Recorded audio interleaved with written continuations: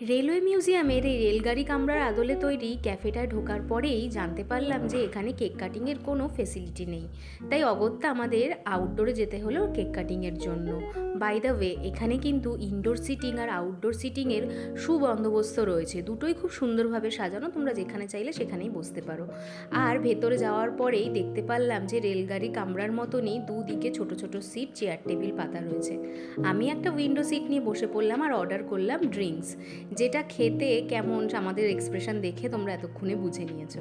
তারপরেই অর্ডার করেছিলাম chicken drumstick, যেটা আমাদের বেশ ভালোই লেগেছিল।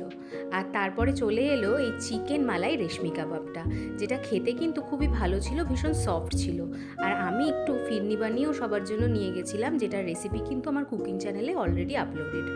ওভারঅল দেখতে গেলে প্রাইস অনুযায়ী খাবারগুলো আমার একটু অ্যাভারেজ লেগেছে। তোমরাও ঘুরে আসতে পারো, আর কোনো ডিটেলস জানার জন্য আমাকে কমেন্ট করো।